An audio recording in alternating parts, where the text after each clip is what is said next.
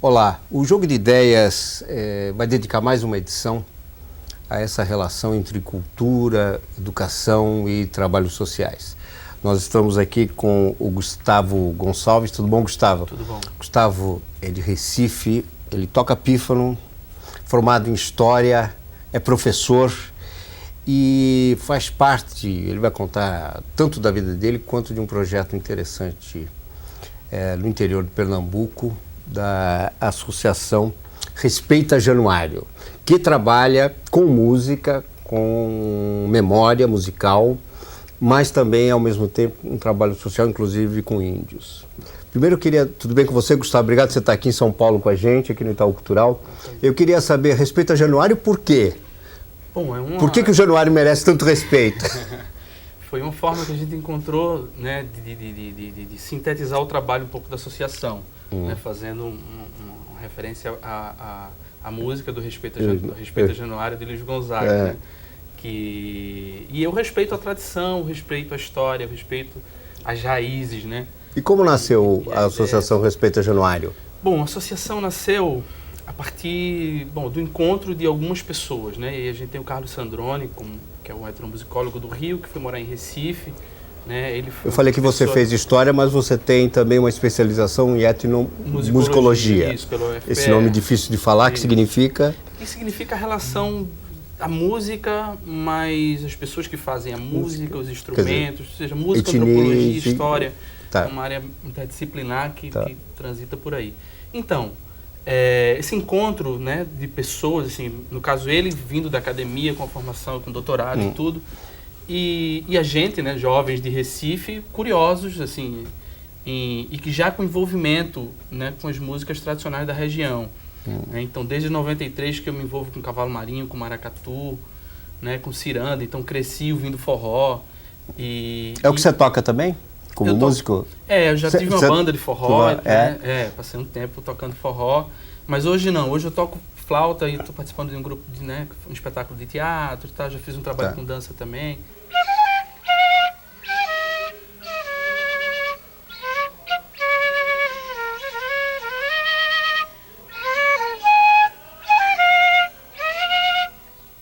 Então a associação ela surge com esse objetivo de reunir essas pessoas e de fazer algo, né, para esse tipo de música, para essas pessoas que fazem a música, né? Tem um personagem da cultura brasileira, um importante personagem da cultura brasileira, que aliás atuou muito nessa área da história musical, da memória musical, do registro musical, que é o Mário de Andrade. Que importância tem o Mário de Andrade agora para o projeto social? Quer dizer, qual foi o papel do Mário de Andrade, né, que morreu há 50 anos, para o Respeita Januário? Pois é, o Mário ele foi um precursor, né, assim, né, no trabalho com esse tipo de música que a gente está se propondo a trabalhar hoje. Né? Talvez, e com a metodologia também. Talvez né? ele tenha sido a primeira pessoa que teve um olhar sobre essa música e sobre as pessoas que fazem a música. Né? E um olhar nacional, né? Porque o Mário viajou o Brasil inteiro. Eu acho que isso aqui é um ponto importante, assim, valorizando o que essas pessoas, né, sabem e o que essas pessoas sabiam, o que essas pessoas faziam, né? E então ele foi Como é que vocês seguiram o trabalho dele? Quer dizer, que trabalho ele realizou que foi importante para vocês? Bom, então o projeto que foi premiado, né, na verdade ele teve origem em um outro projeto, né, que foi um mapeamento musical que a gente fez em 2 cidades de Pernambuco e algumas cidades da Paraíba. E esse mapeamento ele teve como norte um mapeamento feito em 1938 pela Missão de Pesquisas Folclóricas, idealizada pelo Mário de Andrade.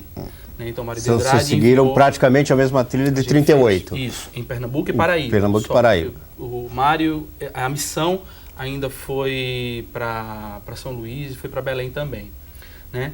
Então nós refizemos esse percurso, né, mapeando as músicas tradicionais, criando estratégias de gravação e gravamos 2 CDs.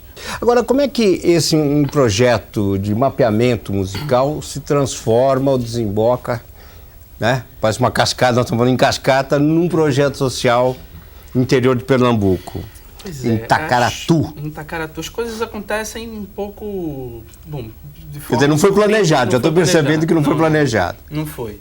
Então, o nosso objetivo era, em 1 ano, a gente fazer esse mapeamento, né, e gravar o CD. Né? A gente teve o financiamento da Petrobras, então era um trabalho específico. E eu fui trabalhar em Tacaratu. Né? Fui pesquisador de campo de Tacaratu. Você foi designado para isso. Isso. Foi seu quinhão, foi aquele. Isso. Acabou durando um pouco mais de 1 ano. Passei 1 ano e meio na região. Né?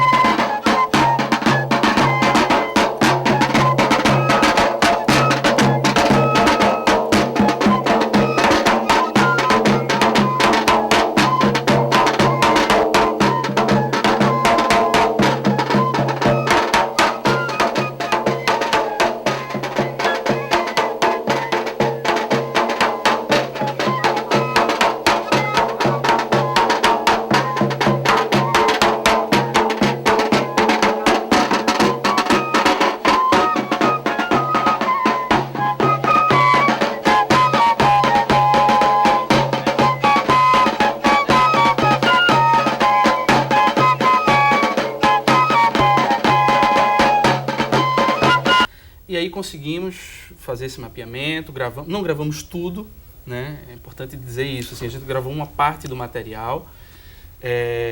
Foi um trabalho legal porque a gente pôde dar retorno à comunidade, então a gente conseguiu devolver para a comunidade as gravações feitas, as fotografias, a gente remunerou todo mundo que gravou, né? Estando no disco. Organizar a memória, né, de Tacaratu, isso. A memória cultural.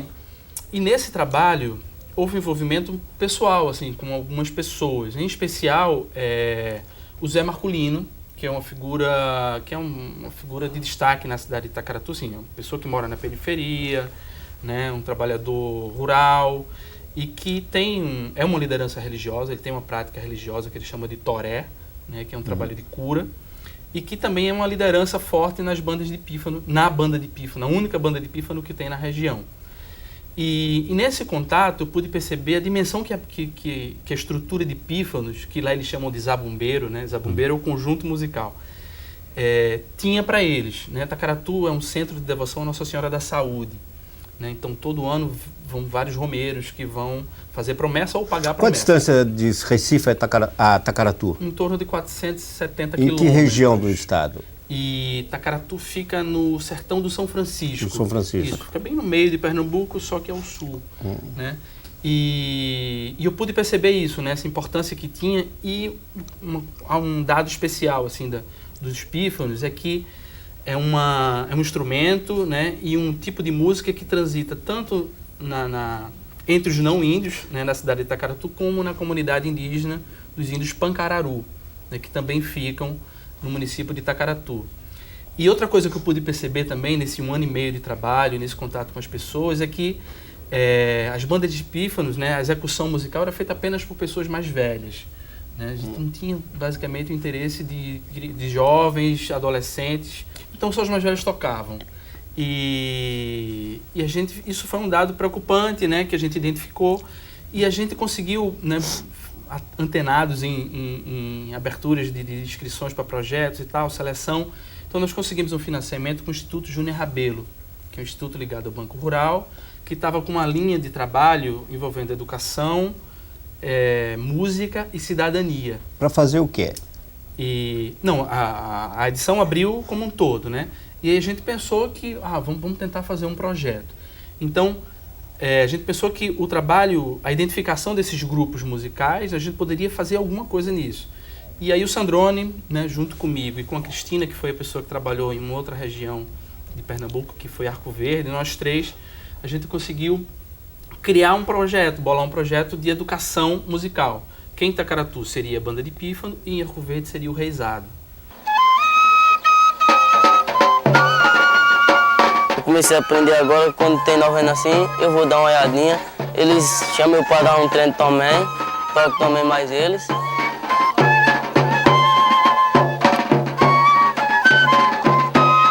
Sento na janela, começo a treinar lá bem cedo, de noite. O povo passa assim, olha assim, aí grita, Zé Marculino 2 aí. Então você gosta? Eu gosto de tocar muito pífano. Gosto.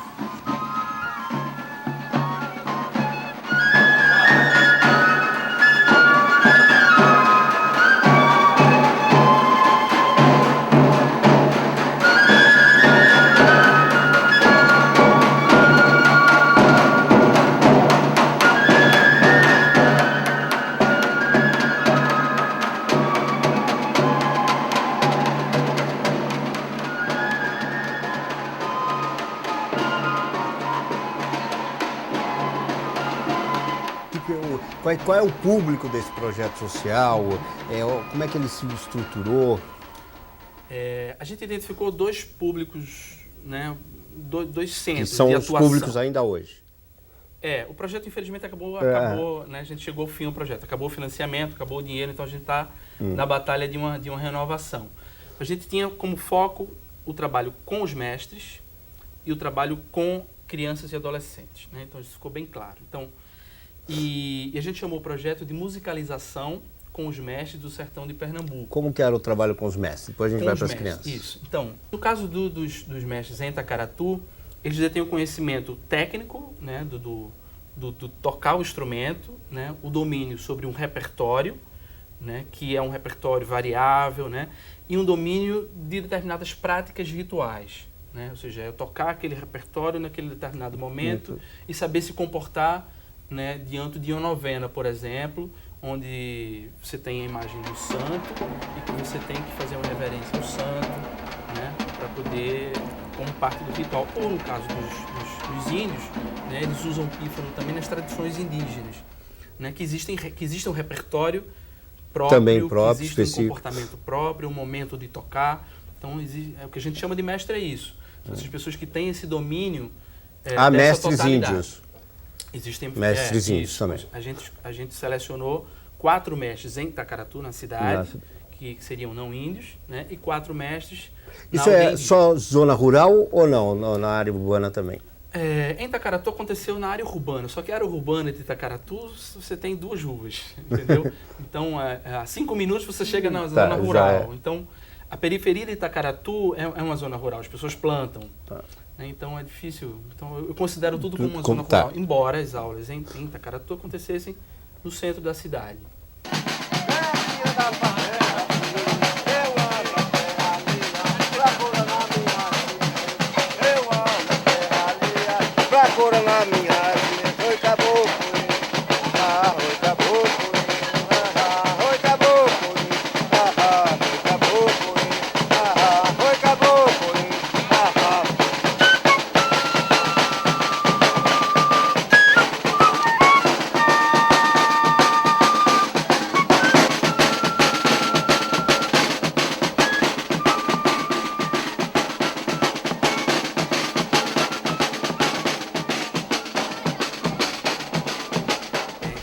Selecionou, houve um momento de planejamento, né, onde primeiro a gente pensou em uma estratégia como divulgar o projeto e depois uma outra estratégia de como trabalhar com os alunos. Então, a divulgação do projeto aconteceu através de aulas espetáculo, né, onde os mestres de cada região, de cada localidade, né, passou pelas escolas públicas divulgando o projeto. E para uma garotada que era dali e que muitas vezes nem conhecia. Isso, que passou a vida ouvindo a música de pífanos, porque quando alguém vai pagar uma promessa, que vai na igreja e pega a santa, no caso Nossa Senhora da Saúde, leva para sua casa para fazer a novena, a banda de pífano sai tocando pela rua, então você escuta a banda de pífano. Né? Então essa meninada que estava na escola, eles ouviam. Mas né? não tinha uma referência. Não tinham parado para pensar. Né? E foi muito muito significativo esse trabalho com os mestres, porque eles provavelmente nunca tinham parado para pensar um pouco na sua história, sobre si mesmos, ou em pensar em uma estratégia de divulgação, uma estratégia de comunicação desse saber que eles detinham, né? E qual foi a reação do mundo formal da educação, né? Da escola, uma vez que isso se dava na escola? Bom, as professoras e as diretoras foram grandes parceiras nisso. A resposta foi muito boa. Os alunos ficaram meio impressionados, assim, a reação era um pouco de deslumbramento, né? E a gente pôde perceber essa reação de uma forma mais concreta quando a gente iniciou o que a gente chamou de aulas regulares, né? Então, depois de um mês, se eu não me engano, fazendo essas aulas de espetáculos, que tinha como objetivo divulgar o projeto, aconteceram as aulas regulares que aconteciam todos os sábados. E muitos alunos apareceram, assim, a gente teve nos primeiros... Não era obrigatório? Não. A gente divulgou, ó, tal dia, né, vai ter... Isso ocorria na escola? A escola se abria para isso ou não? A gente trabalhou em 2 espaços. Em Itacaratu, a gente trabalhou no espaço do PET, né? É uma sede, um casarão lindo, com várias mangueiras, então a gente trabalhava embaixo das mangueiras. E a gente quis fazer essa parceria com o Programa de Erradicação do Trabalho Infantil, né? Que faz um trabalho na cidade, os meninos estudam em um turno e no outro turno estão no PET, até uma determinada faixa etária. Então a gente quis levar o trabalho para lá, primeiro pelo lugar, ser um lugar legal, e para fazer essa ponte. Também acesso. Já na área indígena, aconteceu na rua, tem uma rua e tem um largo, que ficam 2 escolas, e o posto indígena, onde tem a sede administrativa. É uma reserva, não? É uma reserva. É uma reserva indígena. Né? A área indígena Pancararu, que é composta por 15 aldeias, né? Cada aldeia tem a sua liderança, e existe uma liderança São 7 mil índios nas 15 aldeias. 7 mil índios nas 15 aldeias. E acontecia nesse largo, que tinha uma palhoça, e acontecia nessa palhoça.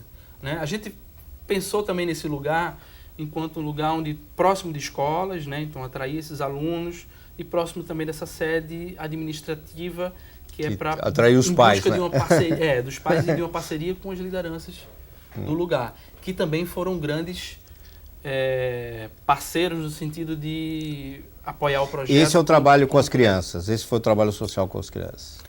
Ou ele se desdobra de uma outra forma também? Com as crianças, a gente trabalhou através de aulas regulares, né? Aulas todos os sábados. Então, sábado, no período da manhã, a gente tinha aula em Itacaratu, no período da tarde, na área indígena, né? Então, pela manhã trabalhavam os mestres de Itacaratu, da cidade, e à tarde trabalhavam os mestres da área indígena. E nessas aulas, os alunos aprenderam a tocar o instrumento, a dominar o instrumento, e aprenderam também um pouco dessa prática do ritual, ou seja, dessa movimentação e de como se comportar nesses rituais. Um projeto desse, ele tem obrigatoriamente que ser transformador, né? O próprio arte educador se coloca essa missão, né? E que às vezes até é um fardo pesado demais para o arte educador, mas ele se coloca essa missão. Né? É muita responsabilidade, não é fácil, né? Você sentiu isso? Você acha que vocês atingiram alguma coisa? Quer dizer, o que vocês transformaram daquela ideia? O que vocês passaram? Como é que essa garotada ficou? Eu acho que a gente... foi um ano de projeto, então eu acho que a gente iniciou um processo de transformação, né? E que apresentou alguns resultados, né? Por exemplo? Resultados bem práticos, que é o tocar um instrumento. Né? Então a gente teve um grupo, a gente trabalhou, assim, no final do projeto a gente estava com a média de 30 alunos, tá? Esses alunos que estavam frequentando regularmente as aulas.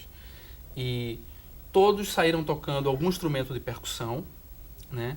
E um grupo mais reduzido já começou a dominar. Não era a intenção que eles se transformassem em músicos, era apenas uma intenção de ter um tipo de expressão. Ou era a intenção também que muitos deles se transformassem em música? Naturalmente se transformam, mas... O meu desejo, né, assim, enquanto coordenador e que estava pondo em prática o projeto, é que houvesse que se transformassem em músicos, tocadores, sei lá, que aquele trabalho tocasse em algum lugar, né, dentro de cada aluno daquele, que fizesse com que eles mergulhassem nas bandas de pífano. É claro que Alguns têm mais habilidade com o instrumento, outros não têm. Claro. Né? Tem essa há uma certa frustração, isso acaba... E, então, um resultado prático, concreto, é o domínio do instrumento. Então, a gente teve um resultado muito legal nisso. E a gente teve um outro resultado legal, né, que eu pude ouvir quando a equipe do Itaú Cultural foi visitar o projeto e que entrevistou os alunos, né? Então, alunos que, naquela história, ouviram a vida toda o pífano, mas que não ligavam, né? Não queriam saber de nada, e que na primeira vez que foram para a aula, né, um dos alunos diz isso, que se fascinou pelo pífano, levou o pífano para casa e ficou tocando, sentado na janela, e acabou levando junto um amigo dele também, né? E os dois hoje são os dois melhores tocadores de pífano.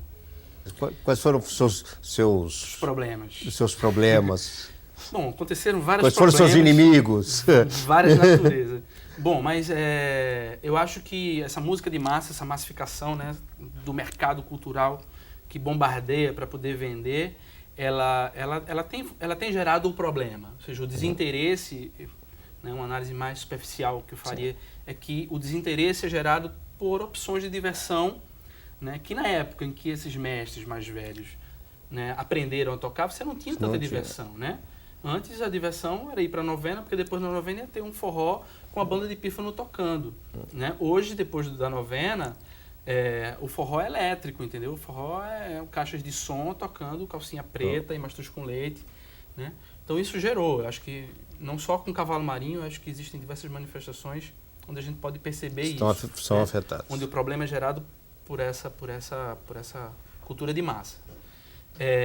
Na prática, a gente teve alguns problemas. Primeiro, tocar pífano, no caso de Itacaratu, né? Quem são esses músicos? São pessoas que moram na periferia da cidade, né? E que fazem uma música, né? Que é a música de velho, que é música de pobre, entendeu?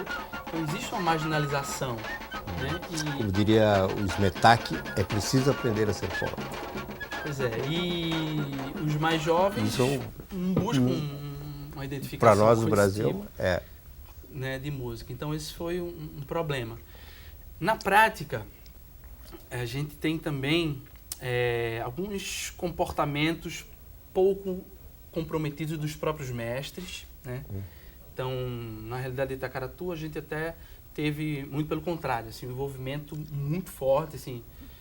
A gente estava pagando pouquíssimo, a gente tem muita consciência disso, mas foi o que pôde ser feito, né? E os mestres abraçaram o projeto com muito amor, né? E a gente pôde perceber isso no resultado dos alunos de Itacaratu, que eram em menor número, assim, em torno de 10, 15, né? Mas que o resultado foi muito maior. Já na área indígena, o problema foi maior em relação a esse comportamento e envolvimento dos mestres, né? Então, precisei ameaçar alguns de, vocês não vão poder participar do projeto mais, sabe? Porque bebiam antes de dar aula, ou faltavam, né? Então, esse foi um dos problemas, né? Quando eu fui para Itacaratu, né, para fazer esse trabalho de registro, né, de mapeamento musical, de gravação e tal, eu tinha, claro, uma perspectiva de transformação, porque eu estava trabalhando com a valorização dessas pessoas que eram pouquíssimas, assim, que não eram valorizadas na comunidade, assim. E eu sabia que se eu vou na casa de uma pessoa, né, e digo que o que ela faz é importante, né, a pessoa de Recife que está indo, né, que viaja 470 quilômetros e que vai na periferia, que sobe o morro, ou então, né, e que diz que o que ela faz é importante, que, né, busca uma conversa, que diz que tem interesse em gravar, que remunera pela gravação, né? Então, isso tem um dado transformador, que, bom, no mínimo, a autoestima, né? A autoestima dessas pessoas que participaram da gravação do Responde à Roda, a gente percebe muito isso, né? Depois disso, eles começaram a acreditar e valorizar muito mais o que eles sempre fizeram. No caso da educação, né, e desse segunda etapa, né, do projeto de musicalização, que a gente tem muita consciência de que foi um desdobramento do primeiro, que foi uma forma de dar um retorno significativo, vamos dizer assim, à comunidade, né? A gente percebe que esses alunos, ao se envolverem com projetos como esse, eles estão abrindo uma perspectiva, assim, é um universo que se abre, entendeu? É um universo que estava ali completamente obscuro e que ele passa a ver, né? Agora, e com tão pouco, né?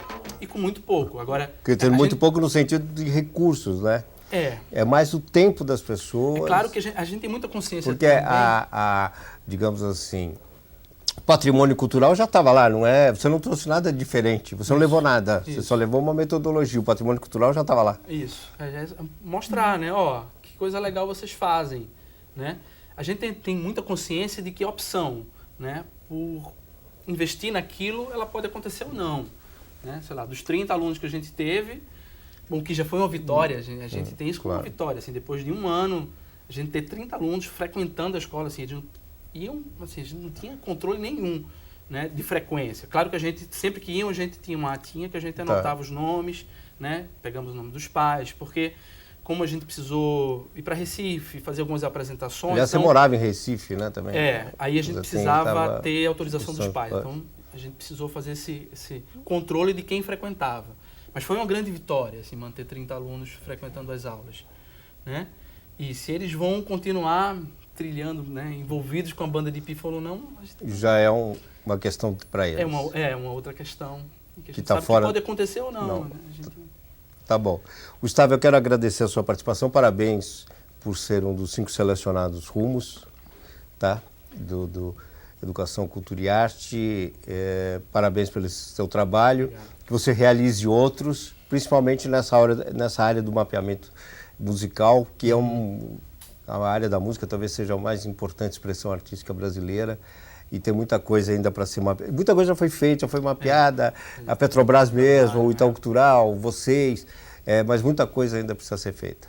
Muito obrigado e parabéns pelo seu trabalho. Obrigado também. Boa volta para Recife. Obrigado. Tchau.